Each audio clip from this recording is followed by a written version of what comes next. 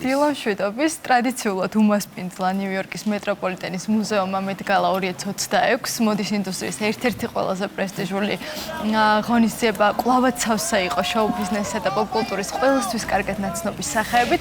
სხვათა შორის აღსანიშნავი არის, რომ 10 წლიანი პაუზის შემდეგ წითელ ხალიჩაზე კვლავ ვიხილეთ ბიონსე ღონისძიებას მთელი ღამის განმავლობაში ვადევნებდი თვალს და სანამ უშუალოდ მიმოვიხილავდე იმას თუ როგორ ჩაიარა და ერთად უკვე შევაფასებდეთ მათ ჩაცმულობას. მანამდე მინდა რამდენიმე მნიშვნელოვანი ინფორმაცია მივაწოდო ჩვენს მაყურებელს. დაიწყო ნიუ-იორკის დროით საღამოს 6 საათზე. და სხვათა შორის მინდა გითხრათ, რომ ძალიან დიდ ხანს გაგრძელდა, ვიდრე არის ხოლმე მოსალოდნელი, ბევრად მალე რჩება ხოლმე. მთავარი მასპინძელი, რა თქმა უნდა, ტრადიციულად იყო ჟურნალი Vogue და აღსანიშნავია, რომ ეს 1995 წლის შემდეგ არის პირველი მეტგალა, როდესაც Vogue-ის რედაქტორის ამპლუაში ანა ვინტური აღარ გვევლინება. ვიცით, რომ ყავს ახალი რედაქტორი, ეს არის Chloe Mali, მსახიობ Candice Bergen-ის შვილი. ხონის მოკლედ ახლა უკვე გადავიდეთ იმაზე, თუ რა თემას ეხებოდა თვითონ მეტგალა, იმიტომ რომ ეს არის ყველაზე ძვირადღირებული კოსტიუმირებული საღამო, რომელზეც შოუ ბიზნესის ცნობილი წარმომადგენლები წამყვანი დიზაინერების მიერ სპეციალურად ამ დღისთვის შექმნილ სამოს ირგებენ ხოლმე. მეტგალას ხშირად მოდის სუპერ ბოულსაც კი უწოდებენ ხოლმე, იმდენად პოპულარული ღონისძიება არის. ყოველ წელს გამოფენის კურატორი და საღამოს ორგანიზატორები ირჩევენ ერთ კონკრეტულ თემას, რომლის გათვალისწინებითაც იქმნება უკვე დრეს კოდი, რომელიც მიწვეულმა სტუმრებმა უნდა დაიცვან აუცილებლად. მთავარი საღამოს შემდეგ კი იხსნება კოსტიუმების გამოფენა, რომელიც დაახლოებით 5 თვეს გრძელდება ხოლმე. რა იყო 2026 წლის მეტგალას მთავარი თემა? ეს იყო კოსტიუმების ხელოვნება, რომელიც სამოს როგორც დამოუკიდებელ მხატვრულ ობიექტს ისე წარმოგვიჩენდა, ხოლო დრეს კოდი ასე გამოიყურებოდა მოდა ხელოვნება. ღონისძიების თავმჯდომარის ამპლუაში ტრადიციულად ანა ვინტური მოგვევლინა, ეს არის სწორედ კოსტიუმების გალის ხელმძღვანელი, ხოლო თანათავმჯდომარეები იყვნენ ნიკოლ კიდმანი, ვენუს უილიამსი და ბიონსე. აქ უკვე გამოჩნდა 10 წლიანი პაუზის შემდეგ ბიონსე, იმიტომ რომ ბოლოს მეტგალაზე ის ვიხილეთ 2016 წელს და ამით იყო დასამახსოვრ. ასე არის ხოლმე ხშირად, რომ ასე ტოვებენ ხოლმე და ბიონსეს რაღაცა ძალიან გაუგრძელდა ეს ყველაფერი. აღსანიშნავი არის ისიც, რომ წლევანდელი გალა საპატიო თავმჯდომარეები და სპონსორები Amazon-ის დამფუძნებელი ჯეფ ბეზოსი და მისი მეუღლე ლოენ სანჩესი იყვნენ. სხვათა შორის მინდა გითხრათ, რომ ამ ამბავს ძალიან დიდი კრიტიკა მოჰყვა, იმიტომ რომ ნიუ-იორკის ქუჩებში ბოიკოტის შემცველი ბანერებიც კი გამოჩნდა და მინდა გითხრათ, რომ გააქტიურდა უკვე არსებული ინფორმაცია იმის შესახებ, რომ ჯეფ ბეზოსი Vogue-ის გამომცემელი კომპანიის კონდე ნასტის შეძენას გეკმავს. ამას მოყვა უკვე პროტესტი. მეტგალაზე დამსწრე სტუმრების სიას ყოველთვის ადგენს ანა ვინტური, მისი დასტურის გარეშე საღამოზე მოხვედრა არის შეუძლებელი. უკვე ამ დასტურის შემდეგ გაგაცნობთ რა ღირს ხოლმე დასწრება, ასე ვთქვათ. მაგიდის ღირებულება $350,000, ხოლო ინდივიდუალური ბილეთის ფასი $75,000 შეადგენს. თუმცა ისინი საჯაროდ არასდროს არ იყიდება ხოლმე, მათ ხშირად უკვე მოდის სახლები იყიდულობენ და შემდეგ უკვე პატიჟებენ ხოლმე ცნობილ ადამიანებს, რათა ბრენდის პოპულარიზაცია მაქსიმალურად მოახდინონ. ამიტომ ვარსკვლავს ხშირად არ უწევთ ხოლმე ასეთი რაოდენობის თანხის გადახდა. შემდგომში ეს მიღებული თანხები უკვე ხმარდება კოსტიუმების მუზეუმს და ახლა კი მოდით ერთად გავიაროთ მეტგალა 2026-ის წითელ ხალიჩაზე, რომელიც წელს მწვანე იყო, მინდა გითხრათ და გამოცემა Vogue-ის ინფორმაციით ის ჩრდილოეთ იტალიის ბაღებისა და რენესანსის პერიოდის ინსპირაციით იყო შექმნილი. ახლა კადრებშიც ხედავს ჩვენი მაყურებელი. გარემო გაფორმებული იყო იისფერი, ვარდისფერი და თეთრი გლიცინია ვისტერიათი. და ხალიჩის დიზაინერების თქმით ეს ყვავილი რბილი რომანტიკული გაზაფხულის სიმბოლო არის და ასევე როდესაც სტუმრებმა უკვე მწვანე ხალიჩიდან გადაინაცვლეს მეტროპოლიტენის მუზეუმში, მათ შესასვლელში მანათობელი მთვარე დახვდათ აი ასეთი. ძალიან. სხვა შორის ველოდებოდი, რომ ამას ახსნიდნენ იმ ამბით, რომ ვიცით ხომ ცოტა ხნის წინ არტემის ორმა შემოუფრინა მთვარეს და ასე შემდეგ. თუმცა უბრალოდ Vogue-ის ეწერა ასეთი ინფორმაცია, რომ რაღაცა რომანტიკული ატმოსფერო შესაქმნელად გამოიყენეს ეს, თუმცა დამეთანხმებით, რომ ძალიან ლამაზი იყო. მწვანე ხალიჩის მიმოხილვა კი რა თქმა უნდა აუცილებლად უნდა დავიწყო ბიონსეთი, რომელიც აი ასე გამოჩნდა 10 წლიანი პაუზის შემდეგ უკვე ასე დაგვიბრუნდა. 2016 წელს როგორც აღნიშნეთ, ის ბოლოს იმყოფებოდა სწორედ 2016 წელს და მინდა გითხრათ, რომ უკვე ღონისძიება, ასე ვთქვათ, წითელი ხალიჩის ნაწილი სრულდებოდა, რომ ერთ-ერთი ბოლო, ასე ვთქვათ, სტუმრად მოგვევლინა. ქვემვე დიზაინერ ოლივიე რუსტენგის მიერ შექმნილი ბრილიანტებით გაფორმებული სამოსი მოირგო და მას მინდა გითხრათ, რომ ცოტა უჭირდა გადაადგილება და ამაში 5-მდე ადამიანი ხმარებოდა. ყველას უჭირს მათ გადაადგილება, ისეთი კაბებია. მე არა მარტო გადაადგილება არსებობა. მარტო ნამდვილად მარტო არ მისულა ბიონსე, იმიტომ რომ მას გვერდს ქალიშვილი ბლუ აივი კარტერი და მეუღლე ჩეიზი უმშვენებდნენ. აღსანიშნავია, რომ სხვა შორის ბლუ აივისთვის ეს არის მეტგალას დებიუტი, პირველად იმყოფებოდა მოდის ინდუსტრიის ერთ-ერთ მნიშვნელოვან ღონისძიებაზე. ხა ეს დაპატიშეს ბლუ აივი თუ უყიდეს ბლუს ბილეთი? მოდის სახლით, იმიტომ რომ თვითონ ეს რაც აცვია ბლუ აივი კარტერს ეს თეთრი კაბა და მოსულს ეს ბალენსიაგას და შესაბამისად შესაძლებელი არის ვივარაუდოთ, რომ თქვათ ბალენსიაგამ მიიწვია. როგორც ბიონსემ ჟურნალისტებს განუცხადა, ბლუ ამისთვის უკვე მზად იყო. ძალიან პატარა არის, როგორც ვიცი, არის ასაკის, თუმცა კონცერტებზე გამოდის, ლაივ კონცერტებზე გამოდის, ბავშვებს ეკოს განსაკუთრებით თავისთვის დამახასიათებელი სტილი აქვს. გაინტერესებს, როგორ გამოიყურებოდა ლორენ სანჩეს ბეზოსი, ნახოთ აბა. ნახეთ, მე მგონი და ძალიან ის იყო ერთ-ერთი, ხო, ის იყო ბეზოსთან ერთად წლევანდელი მეტგალას ერთ-ერთი სპონსორი და თავმჯდომარე და მას ეცვა სკიაპარელის მუქი ფერის, ეს მუქი ლურჯი ატლასის კაბა, როგორც სანჩესმა განაცხადა, მისი ეს ჩაცმულობა მხატვრის ჯონ სინგერ სერჟანტის ერთ-ერთი ყველაზე ცნობილი პორტრეტით სახელწოდებით მადამ ნიქსით იყო შთაგონებული და გვაქვს შესაძლებლობა რომ ვნახოთ ახლა სწორედ აი ეს პორტრეტი, რომელიც გახდა ინსპირაციის წყარო, აი ეს ნახატი იყო მოკლედ და ამის დამეხადვით შექმნა შემდგომში კაბა. სხვათა შორის სანჩესის დებიუტი მეტგალაზე 2024 წელს შედგა და მინდა გითხრათ, რომ ის აღმოჩნდა ბეზოსის გარეშე იმყოფებოდა და მან უფრო ასე ვთქვათ, გაამზაფრა გავრცელებული ინფორმაცია იმის შესახებ, რომ შესაძლოა წყვილს შორის იყოს უთანხმოება და მივიდნენ ისინი უახლოს მომავალში განქორწინებამ. და მინდა ვნახოთ, რა თქმა უნდა, ანა ვინტურიც, რომელიც ერთ-ერთი მთავარი თავმჯდომარე იყო. მეც გალასი და რა თქმა უნდა მას ეცვა ტრადიციულად შანელის სამოსი და მინდა გითხრათ რომ მაისის პირველ ორშაბათს, როდესაც მეტგალა იმართება ხოლმე ნიუ-იორკში, ანა ვინტურს აცვია ყოველთვის შანელის სამოსი და ამჯერადაც არ უღალა და მოკლედ ამ ტრადიციას. კარგით, გავაგრძელოთ მაშინ ნიკოლ კიდმანით. თანათავმჯდომარე იყო ერთ-ერთი, მინდა გითხრათ, მსახიობმა არჩევანი შანელის, ესეც შანელი გვაქვს ამ შემთხვევაში, ეს არის მუქი ფერის წითელი კაბა, რომელსაც მკლავებზე აი ბუმბულის ასე ვთქვათ დეტალები ამშვენებდა.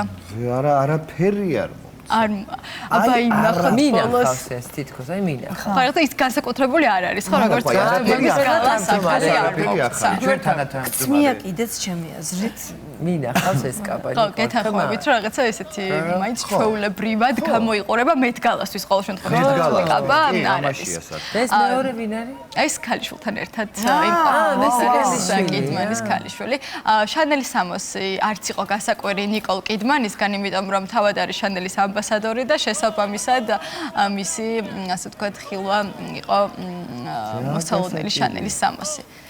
რიანათი მინდა გავაგრძელოთ, რომელმაც მარჯელას ვერცხლისფერი კაბა მოირგო, ახლა დავინახავთ, აი გამოჩნდება კადრებშიც და აღსანიშნავია, რომ მისი ჩაცმულობა მალევე მოექცა კრიტიკის ქარცეცხლში და მე მაინტერესებს თქვენ რას ფიქრობთ, უნდა მოქცეულიყო. არა, ჩიტის ბუდე მეგონა, აი რაღაცა ვერ. ღრმულიდან ამოხეთყე რაღაც.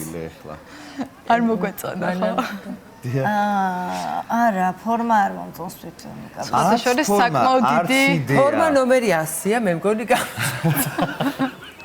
კარგი, მადონა მინდა ვნახოთ, რომელსაც საკმაოდ განსხვავებული არჩევანი გააკეთა ასევე მადონამაც. ჰაიდი კლუმი ხო ყავს აუცილებლად.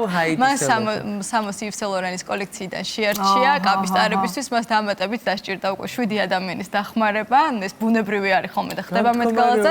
ამ ჩაცმულობის ინსპირაცია, როგორც მოგვიანებით გაირკვა, სიურრეალისტი მხატვარი ლეონორა კარინგტონი გახდა, რომელიც მადონას მუსიკალური ვიდეორგოლის Bedtime Stories შთაგონების წყაროც არის და მოკლედ ასე. მე მგონი ეს ქუდი სადღაც მინახავს, არ გახსენდებათ? ქართულ ფილმში. კარგით, მინდა გაჩვენოთ მარკორობით. აბა როგორ მოგეწონებათ? ეს არის Chanel-ის ოქროსფერი კაბა. გამოცემა Vogue-ის ინფორმაციით მის შესაქმნელად Chanel-ის ატერიას 7:61 საათი. 7:61 საათი ქმნიდნენ მეგობრებო ამ სამოს და 1100 ცალი ნაქარგის გამოყენება დასჭირდა. იმიტომ რომ ხშირად ხელით იქმნება ხოლმე ეს ყველაფერი და სხვადასხვა მარკორობით მანქანით, იმიტომ რომ არ ეთყობა. ძალამზია, ანუ ხელიც ფანტასტიკაა. ლამაზად გამოიყურება ნამდვილად, თუმცა მეტ-გალასთვის უფრო ალბათ რაღაცა უფრო ექსტრავაგანტულ კოსტიუმებს ველოდებით ხოლმე. კარგით, Anne Hathaway ვნახოთ, აბა, ბოლო პერიოდის მთავარი გმირი არის, ეს არის Michael Kors-ის შავი ფერის კაბა, რომელიც თეთრი ფერის დეტალებით იყო გაფორმებული. მასზე მტრედი და ესე ახლა ხელი იყო გამოსახული კაბაზე, არ ვიცი რამდენად ჩანს, აი, ქვედა ნაწილში, როგორც სახეობა განაცხადა, ამ ჩაცმულობის ინსპირაცია ჯონ კიცის ლექსი ოდა ბერძნულ ლარნაკზე გახდა. მე მეგონა რომელიღაც თეატრის ფარდა ქონდა. არგი, მინდა ეხა გაჩვენოთ Blake Lively და აბა თუ მოგეწონებათ, იმიტომ რომ ზოგადად გამორჩევა ხოლმე, მაგრამ ნახოთ ახლა ეს რაღაც პრინცესული კაბა. არავინ ელოდა სხვათა შორის მეტ-გალაზე რომ გამოჩნდებოდა Blake Lively და ბოლოს ის ღონისძიება 2022 წელს დაესწრო სახეობა არჩევანი ატელია Versace 2006 წლის კოლექციაზე შეაჩერა.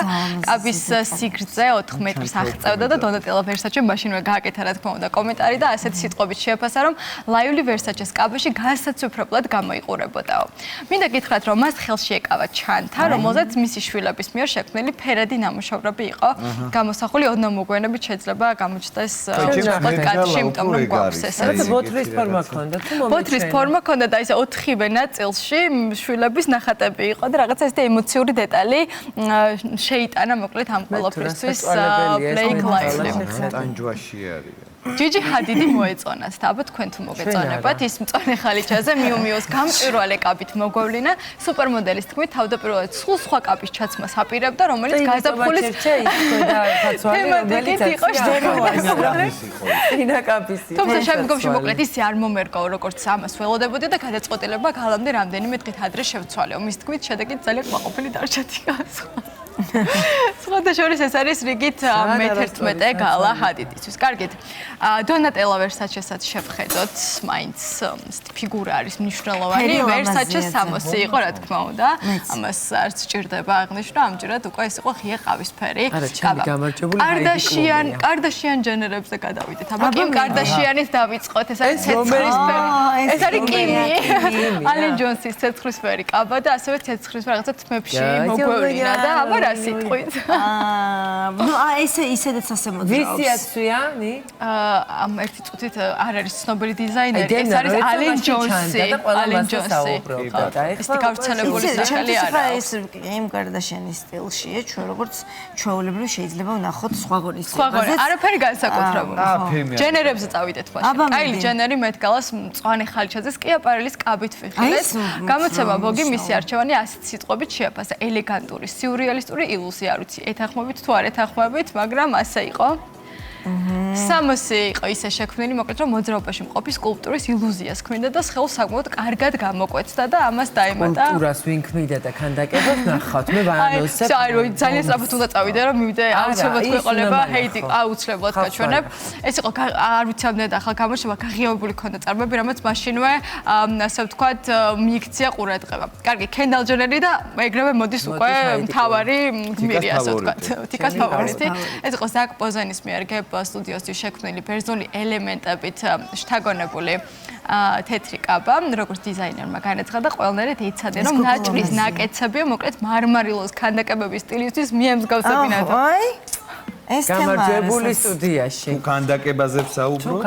ჯერ მაინტერესებს, აი ახლა მიღბის უკან თქვენი აზრით ვინ შეიძლება იმალებოდეს, ახლა დავინახავთ.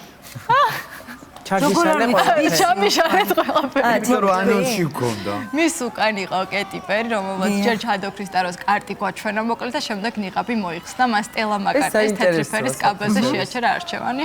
ძალიან დიდხანს გააგრძელდა. თიკა მოვიდა. წარადგინეთ ხო? თუ ვსაუბრობთ თემაზე, რომელიც უყურებთ რაღაცნაირ წლევანდელ თემატიკას, ყველა ქანდაკებას ამსგავსებდა საკუთარ მოდელს, ასე ვთქვათ, ქსამოს.